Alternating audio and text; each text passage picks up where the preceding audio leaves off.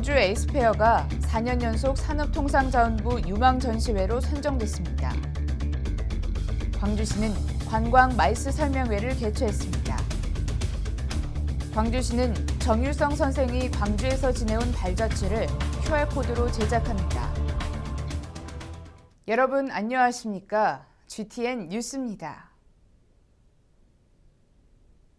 광주 에이스페어가 4년 연속 산업통상자원부 유망전시회로 선정됨에 따라 홍보비와 해외 마케팅 비용 등 5,500만 원을 지원받게 됐습니다. 광주 에이스페어는 방송, 영상 등 다양한 문화 콘텐츠를 선보이며 문화 콘텐츠 산업 발전과 국내외 비즈니스 교류 촉진을 위해 지난 2006년부터 매년 열리고 있으며 특히 올해는 9월 17일부터 20일까지 국내외 400여 개사, 해외 바이어 250명 참가를 목표로 전시회뿐만 아니라 라이선싱 상담회, 학술 행사, 특별 부대 행사 등이 열릴 계획입니다. 한편 에이스페어는 지난해 국내외 참가업체 424개사, 해외 바이어 221명이 참가해 2억 8,220만 불 상당의 수출 상담 성과를 거뒀습니다. 광주시는 지난 1월 23일 빛가람 혁신도시 이전 기관을 대상으로 관광 마이스 설명회를 개최했습니다.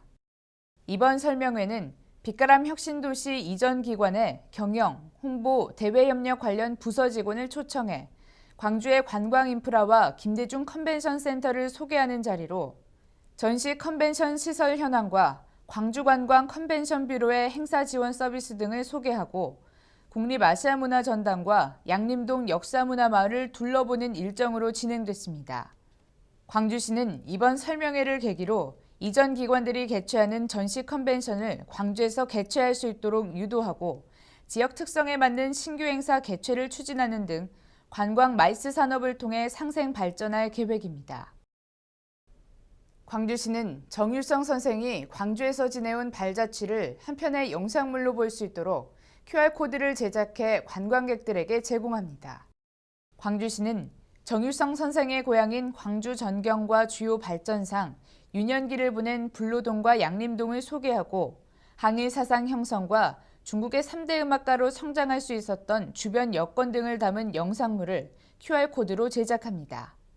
또한 QR코드는 광주시 홈페이지 광주문화관광 포털에 게재되고 정율성 유적지 주변인 불로동과 양림동 유적지에 설치될 예정입니다. 한편 광주시는 전남 지역의 친중국 인물 장소 등을 연계한 관광 코스를 개발하고 스토리텔링을 준비하는 등 중국 친해지기 사업을 본격 추진하고 있습니다. 다음은 GTN 단신입니다. 광주시는 국가정책과 시정에 직접 참여할 기회를 제공하기 위해 제5기 생활공감 정책모니터단을 모집합니다.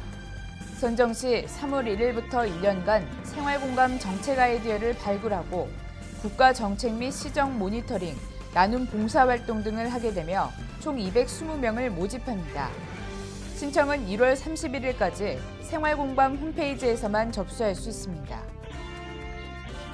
광주문화예술회관은 2015년도 광주문화예술회관 기획공연 작품을 공모합니다. 남도소리 상설무대는 창극 판소리 등 전통국악 작품을, 화요예술무대는 음악 무용 등 현대 분야 각각 8개 작품을 모집합니다. 공연을 희망하는 예술인 또는 민간 전문 예술단체를 대상으로 실시하며 신청은 1월 28일까지 광주문화예술회관 공연사업가로 직접 방문하거나 우편 접수하면 됩니다. 광주시는 5.18 민주화운동 관련자에 대한 추가 보상 신청을 받습니다.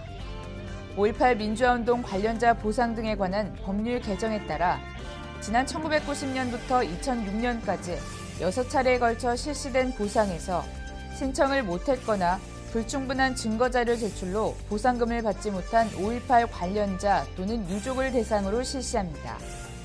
신청은 6월 30일까지 광주시청사 1층 민원실로 접수하면 됩니다.